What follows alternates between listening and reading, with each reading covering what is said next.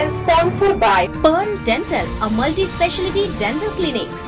हमारे यहाँ smart card द्वारा भी इलाज किया जाता है। दंत, मुख, जबड़े एवं चेहरे से संबंधित समस्त बीमारियों का निदान अब आपके शहर में उपलब्ध। डॉक्टर कंचन सिंह, BDS, MDS, पीडोडोंटिस्ट। हमारा पता CLC प्लाजा, मंगला चौक, मुंगेरी रोड, बिलासपुर।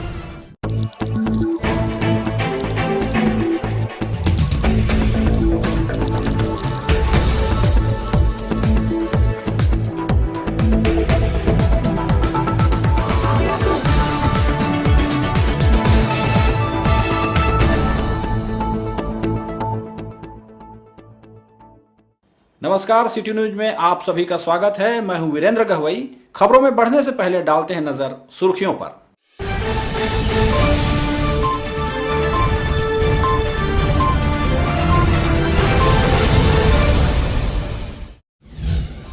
छात्रावास में असुविधा को लेकर सड़क पर उतरे छात्र, कलेक्ट्रेट के सामने दिया धरना। सौंदर्यीकरण के नाम पर बंधवा तालाब में करोड़ों रुपए खर्च पर हालात जस के तस। ट्रैफिक नियमों की अनदेखी करने वालों की अब खैर नहीं, CCTV से होगी निगरानी, घर पहुंचेगा चालान। और हत्या के एक पखवाड़े बाद भी आरोपी का नहीं मिला सुराग, परिजनों ने पुलिस पर लगाए गंभीर आरोप।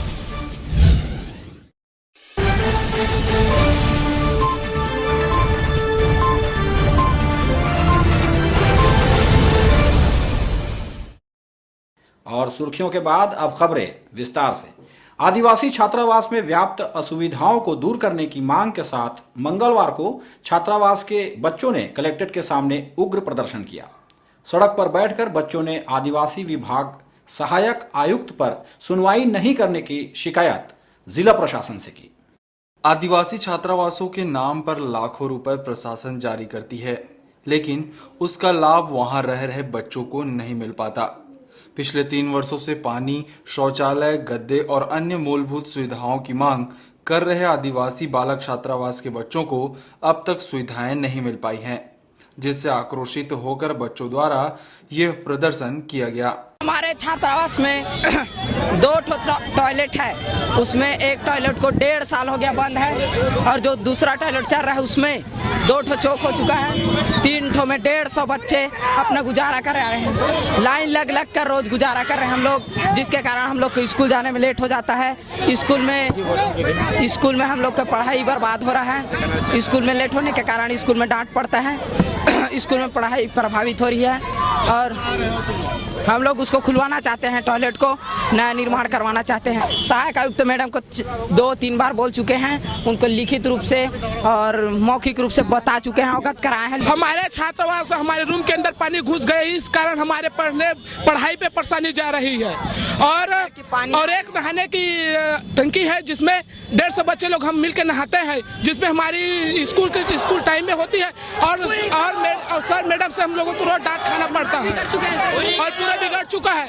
और बाथरूम का पानी रूम के अंदर घुस रहा है, जिससे हमारी पढ़ने में परेशानी जा रही है। प्रदर्शन के दौरान सड़क जाम होने की स्थिति को देखते हुए पुलिस प्रशासन द्वारा शांति से बात करने की समझाइश दी गई। फिर भी बात न मानने पर बच्चों को निर्देशित करने वाले युवा नेताओं को खदेड़ा भी गया, वहीं उन्हें मौके से दूर ले जाया गया। कलेक्ट्रेट के सामने रोड पर बैठ गए थे हमने सामानों को लेकर। काफ़ी यहाँ पे हैवी ट्रैफिक है, कुछ दुर्घटना की संभावना को देखते हुए जो प्रतिनिधित्व करने वाले शख्स को उधर सिविल लाइन थाना भेजा गया है, और इनकी बातें जो भी जायज़ मांगे होंगे उसको जो है कलेक्टर साहब का रखा जाएगा। लेकिन फिलहाल जो है ये रोड में बैठ गए थे और इनकी जान को खतरा था, तो प्रतिनिधित्व करने वाले को भेजा गया है। छात्रों की शिकायत पर जिला प्रशासन ने भी तत्काल जांच और राहत के निर्देश दिए हैं, और सहायक आयुक्त एवं अनुविभागीय अधिकारी को छात्रावास भेजा गया। जो बच्चे आए थे उनका कहना था कि हॉस्टल में कुछ अव्यवस्था है, जैसे टॉयलेट और कुछ सीवरेज उवरेज का और पीने की पानी का समस्या है। तो उस संबंध में सहायक आयुक्त आदिवासी विकास से बात हुई है, और अभी उनको मैंने भेजा है छात्रावास के निरीक्षण के लिए, और जो भी वहाँ पर कमी है, मरम्मत से संबंधित जो भी काम है उसका शीघ्र ही निराकरण किया जाएगा। इधर सड़क पर अपने सामानों के साथ धरने पर बैठे बच्चों ने जब तक मांग पूरी नहीं होगी तब तक वापस नहीं लौटने पर अड़े रहे, जिन्हें शाम तक के कलेक्ट्रेट के सामने से नहीं हटाया जा सका था। कैमरामैन राकेश साहू के साथ रमेश राजपूत, सिटी न्यूज बिलासपुर। चकरभाठा के धमनी में पिछले दिनों दो पक्षों में विवाद की स्थितियां निर्मित हो गई थी, जिसमें एक पक्ष द्वारा हथियारों का इस्तेमाल करते हुए दो लोगों पर जानलेवा हमला कर दिया गया था। मामले में प्रार्थी शक्ति डोंगरे और ज्वाला प्रसाद डोंगरे ने चकरभाठा थाने में रिपोर्ट दर्ज कराई थी, लेकिन अब तक चकरभाठा पुलिस आरोपियों के खिलाफ कोई कार्रवाई नहीं की है। पीड़ित पक्ष ने मामले में सभी आरोपियों के खिलाफ कड़ी कार्रवाई कर न्याय की मांग पुलिस प्रशासन से की है। बड़ी संख्या में पहुंचे ग्रामीणों ने आरोपियों की गिरफ्तारी की मांग की है। सर, हम लोग खेत से आ रहे थे सर, तो घर से आज के घर के पास ही पहुंचे थे सर। तो लोग पहले से इकट्ठे थे, पंचराम डोंगरे, शत्रुघ्न डोंगरे, गौतम डोंगरे, महावीर डोंगरे, विक्रम डोंगरे एवं गोपिन डोंगरे गए सर। तो मेरे भाई पहले आगे से सर, मैं पीछे था, तो पहले इसको कुल्हाड़ी से मार दिया सर, तो गिर गया सर। तो मैं इसको बीच बचा कर नहीं पहुँचा सर, तो मेरे को शत्रुघ्न डोंगरे द्वारा अंगे से मार दिया सर। FIR दर्ज हुआ सर, जाते हैं थाना सर, तो हमारा कुछ सुनाई होता है नहीं सर। हम न्याय चाहते हैं। हम क्या कहते तालाब जाते थे, हमारे लिए टंगिया और लाठी उठाए थे मारने के लिए। हम घर में हम थे, इनको मारे, उसके बाद इन लोग को मार के हमारे घर में आया मारने के लिए। सरकंडा नूतन चौक में सब्जी बिक्री करने वाले व्यवसायियों ने वहां से हटाए जाने का विरोध करते हुए शासकीय जमीन पर बाजार लगाए जाने की मांग की है। मामले में निगम आयुक्त, महापौर को भी ज्ञापन सौंपा जा चुका है, लेकिन अब तक कोई राहत इन फुटकर विक्रेताओं को नहीं मिली है। वर्तमान में सरकंडा मुक्ति धाम के बगल में इन्हें सब्जियां बेचने कहा जा रहा है, जहां मुक्ति धाम से उड़ने वाली राख सब्जियों में जमने की वजह से इस जगह को स्वास्थ्य के लिए ठीक न होने की बात कही जा रही है। हम सरकंडा से आए हैं, हमको लूतन कॉलोनी में हमको जगह मिलना चाहिए सब्जी बेचने के लिए। कब से बेच रहे हो सब्जी? हम लोग 10 साल हो गए बेच रहे हैं। वहीं कहाँ पर जगह चाह रहे हो? हम लोग लूतन कॉलोनी के पास जाना चाहते हैं। मुक्ति धाम के पास दे रहे हैं जगह, पर वहाँ कोई जाना नहीं चाहता। यहाँ पर 3000-4000 रुपए का सामान ला रहा, सब्जी 200-300 रुपए बेच रहा है। क्या कमाएगा और क्या खाएगा? हमारे को अच्छे जगह में लूतन चौक में हमको जगह दिया जाए, हमारी मांग है। एड्स दिवस के अवसर पर जिला अस्पताल के OST सेंटर में जागरूकता अभियान चलाया गया। इस अभियान में हॉस्पिटल पहुंचे मरीजों और उनके परिजनों को एड्स व उससे बचाव के तरीके बताए गए। वहीं OST सेंटर में प्रतिदिन आने वाले लोगों को जिला अस्पताल प्रबंधन द्वारा पुरस्कार वितरण किया गया। इधर एड्स दिवस के मौके में DP कॉलेज छात्र संघ द्वारा जागरूकता रैली निकाली गई। रैली में छात्र छात्राओं ने एड्स से बचाव को लेकर लोगों को जागरूक किया। एड्स जो है एक लाइलाज बीमारी है और इसका निदान जो है, इसकी पहचान है या इसकी जानकारी होना है, और इस जानकारी को सर्वव्यापी बनाना है, सभी लोगों को अवगत कराना है, ताकि वो जान सके कि कैसे एड्स होता है और उससे वो बचाव कर सके। एड्स से देखना चाहते हैं कि ये हमारे जड़ मूल से जो एक बुराई के रूप में व्याप्त है, इस बुराई को नष्ट करने के लिए हम लोग जागरूकता रैली निकाल रहे हैं। हेमूनगर स्थित बंधवा तालाब अब बदहाल होता जा रहा है। सरोवर धरोहर योजना के तहत तालाब में करोड़ों रुपए खर्च कर सौंदर्यीकरण किया गया था, लेकिन अब यह असामाजिक तत्वों का अड्डा बन गया है। वहीं गार्डन में लगी लाइट, कलाकृतियां, फव्वारे सहित अन्य सामग्री भी खराब हो गई है, जिसके चलते यहां लोगों की आवाजाही कम हो गई है। इसका मुख्य कारण निगम की लापरवाही और अनदेखी बताई जा रही है।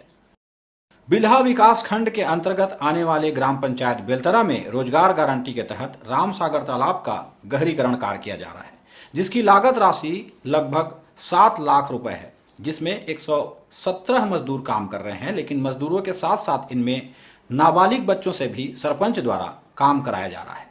मौके पर जब बाल मजदूरी कराए जाने की बात सरपंच से कही गई तो वे इस बात से किनारा करते नजर आए। ग्राम पंचायत बेलतरा के सरपंच को शायद यह नहीं मालूम कि बाल मजदूरी कराना कानूनन अपराध है, लेकिन गांव के प्रमुख होने के बाद भी उनके द्वारा बाल मजदूरी को बढ़ावा दिया जा रहा है।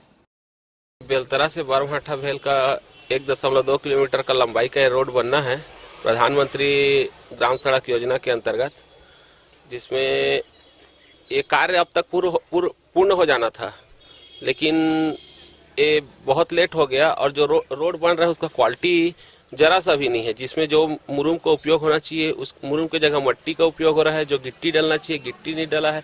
इसका गांव वाले पूरा विरोध कर रहे हैं। ठेकेदार को शिकायत किया कि आप रोड बना रहे हैं तो उसमें क्वालिटी लाइए करके, लेकिन उन्होंने नजरअंदाज करते हुए अपने मर्जी से कार्य कर रहा है। मुरुम की जगह मिट्टी डाल रहा है और तालाब का हमारे यहाँ बिना अनुमति से पंचायत का तालाब का ये मैदान का मिट्टी निकाल दिया है, जो मैदान भी खराब हो गया है।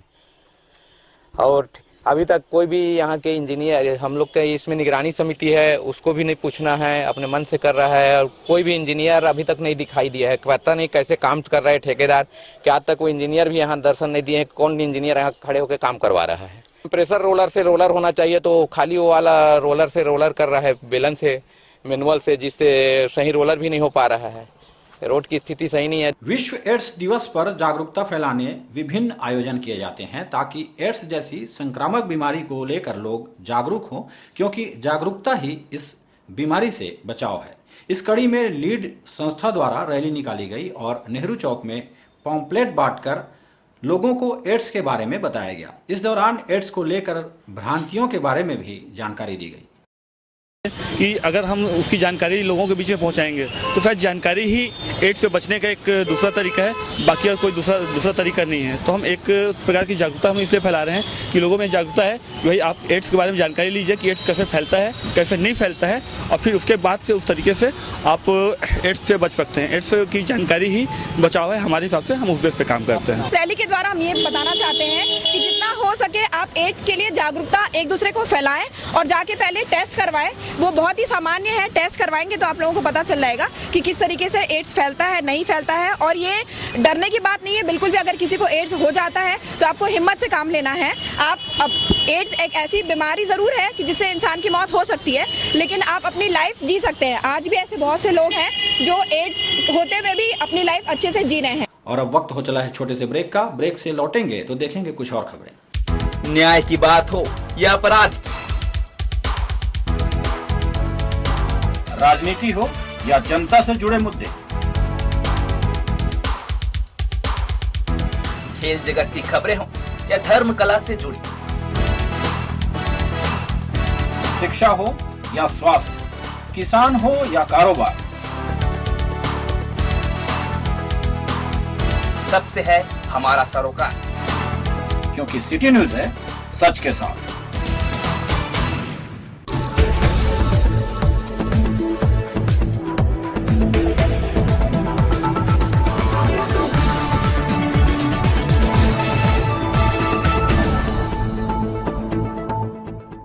ब्रेक के बाद एक बार फिर से आप सभी का स्वागत है।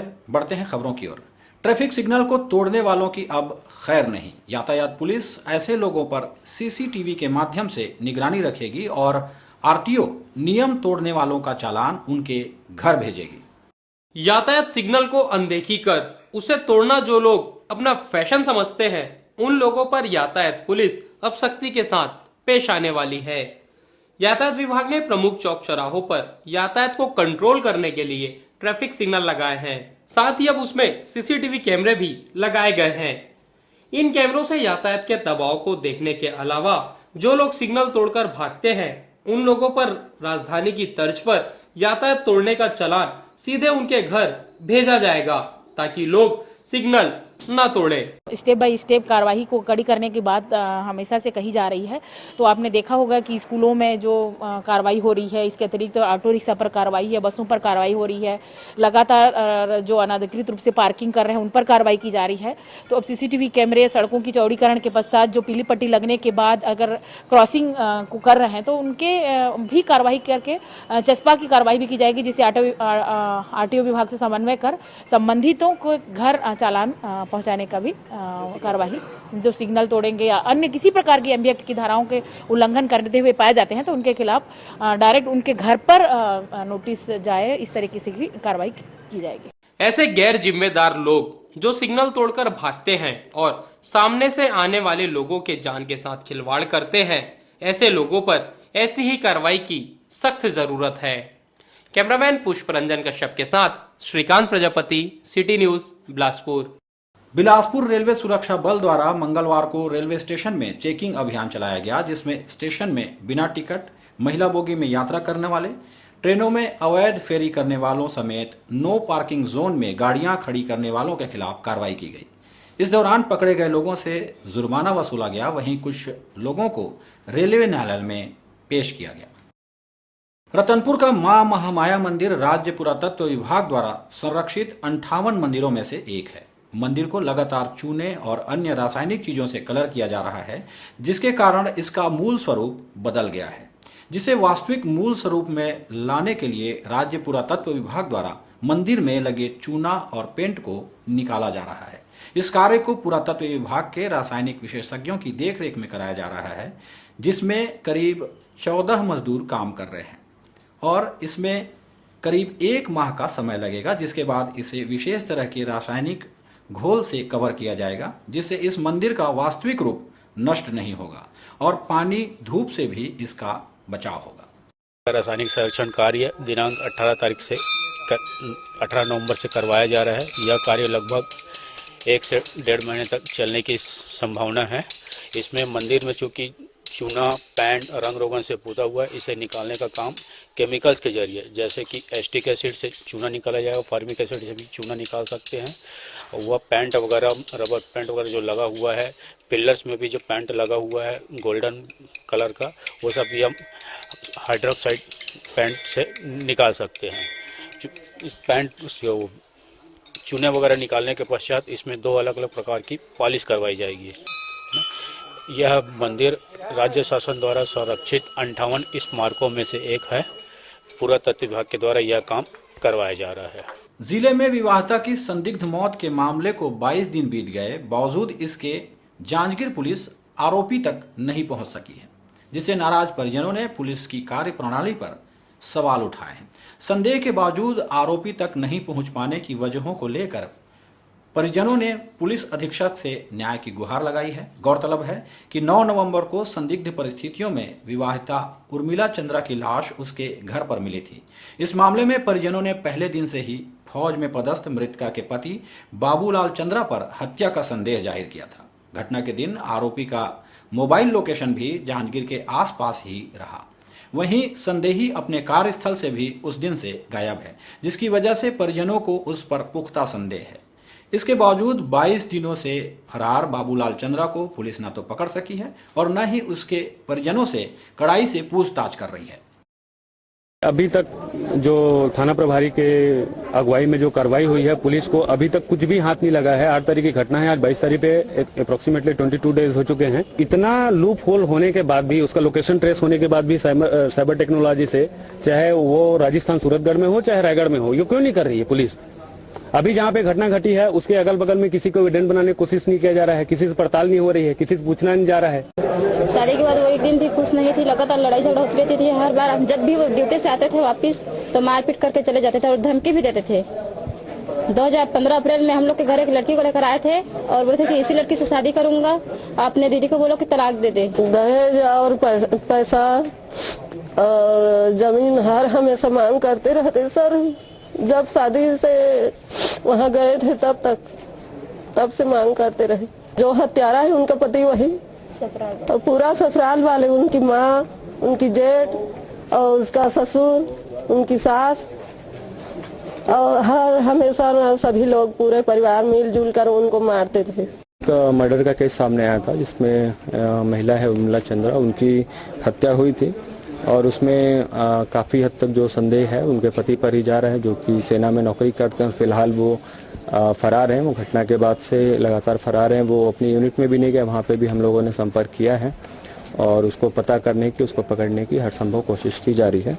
अभी गांव वालों ने उनके भाई के बारे में भी कुछ रोल बताया है, जो उनका परिवार है उसके भाई के रोल की भी पूरी तस्दीक की जाएगी और उसका कुछ शामिल पाया जाए तो उस पर भी कार्रवाई करेगी। नहीं, उसके बारे में पूरी जांच पड़ताल है। अभी वो पकड़ेगा तो सब चीज सामने में आएगी, उसको तो प्रमुख संदेह माना ही जा रहा है। जिले में लाइवलीहुड कॉलेज में फायर एंड सेफ्टी कोर्स के प्रशिक्षार्थियों द्वारा बचाव और राहत कार्य का जीवन प्रदर्शन किया गया। इस दौरान कलेक्टर और एसपी मौके पर मौजूद रहे।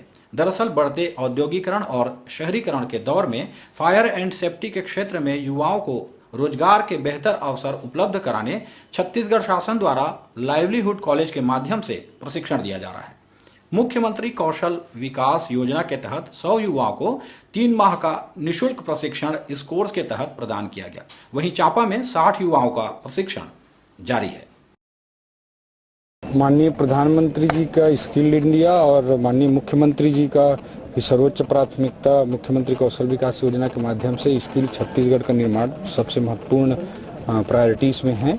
उसी के अंतर्गत अच्छे कोर्सेस को हम लोग इंट्रोड्यूस कराने की कोशिश कर रहे हैं। इसी में फायर सेफ्टी एंड सिक्योरिटी का जो कोर्स है वो इंट्रोड्यूस कराया गया है, हेल्थ अटेंडेंट का कोर्स इंट्रोड्यूस कराया गया है ताकि अधिकाधिक लोगों को रोजगार परक स्किल ट्रेनिंग दी जा सके। आज इसका एक डिमॉन्स्ट्रेशन इन्होंने किया। ये दर्शाता है कि कितनी क्वालिटेटिव तरीके से यहाँ पे ट्रेनिंग हो रही है और निश्चित रूप से इसका फायदा हमारे जिले के नौजवानों को मिलेगा। महामाया पब्लिक स्कूल रतनपुर द्वारा फन फेयर व्यापार मेले का आयोजन किया गया, जिसमें बच्चों द्वारा तरह तरह के स्टॉल लगाए गए। इस अवसर पर बच्चों द्वारा आकर्षक मॉडल की प्रदर्शनी भी लगाई गई, जिसे देखने के लिए बड़ी संख्या में लोग उपस्थित रहे।